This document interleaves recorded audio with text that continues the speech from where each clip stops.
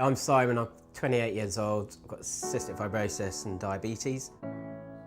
Daily routine starts off at probably about 5:30 in the morning. So I've got to get up, take my drugs out of the fridge, then I have to check all my sugar levels for my diabetes and do my morning injections. At the moment I'm on about 100 tablets a day. So then the old intravenous antibiotics start, so I just hook myself up so I can get on with my daily life. There's a few nebulizers that I do in the morning before I have sort of breathing exercises.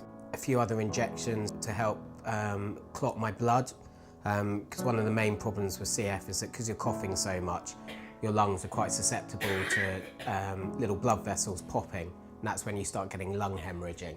At lunchtime, a few more nebulizers if I'm feeling a bit ropey, a bit more physiotherapy to bring any mucus that I've got down in the bottom of my lungs. And then you get to the evening, a few more nebulizers. If I'm struggling with my breathing, I'll go on my oxygen cylinder. Nighttime injections again, so another 2.5 hours of these intravenous antibiotics. So that's about as far as it goes for the moment. You get used to it, you get on, and it's something that you've come to live with for 28 years of your life.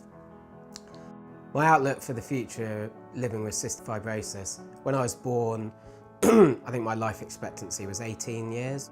At the moment it's 38 years and I'm already planning my 50th birthday party. If I need a transplant, so be it. You know, if it's 3 out of 10 people who have a transplant survive past the first year, but to me that's a risk that's worth taking, because otherwise you're just going to be confined to your bed for the next 10 years and not be able to do anything at all, and that's not what my life's about.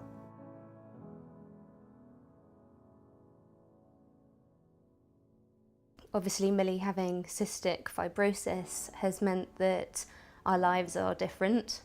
We have different concerns than, I think, other first-time mums, and it certainly puts things into perspective. Our general routine for Millie each day, we start with some physiotherapy. I bounce her on a Swiss ball, and we have a machine which does percussion against her chest, and then this is all with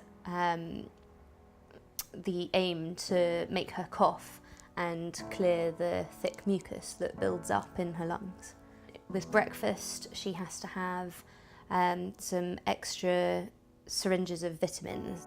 I also give her flucloxacillin, which is an antibiotic, and then she gets a bit of a break until the evening, when we do the physiotherapy again. She has the Fluclox.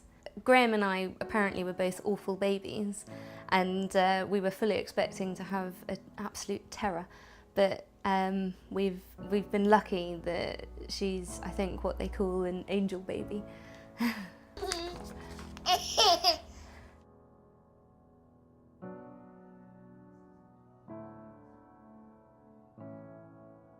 I'm Rachel, I'm 32 and I've got cystic fibrosis.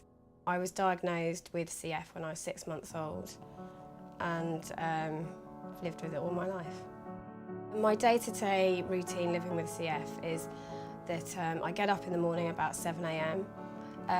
Then I do my inhalers, which help me to open up my lungs, so help me to breathe better throughout the day. After that I do my vest, which helps clear my lungs because they get full of sort of really thick, sticky mucus, and it makes it easier to breathe and stops me getting repeated infections. And another nebulizer called hypertonic saline. I will do 2 different antibiotics which are also nebulized.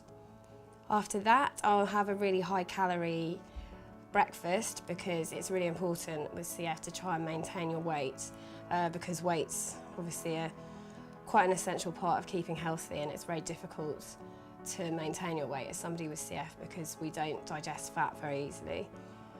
In the long term, it can affect all sorts of parts of your health. I mean, I never grew as tall because I was so underweight as a child, and it's known to affect your fertility and all sorts of other problems that occur as you get older, so it can be a bit of a pain. So there are whole new challenges that definitely lie ahead. So I don't know, in the next 5 years, I guess my plan is just to keep as healthy as possible, because who knows what might be around the corner, and hopefully one day there will be a cure. If not for me, hopefully for children like Millie and all the other kids that will be born with cystic fibrosis in the future.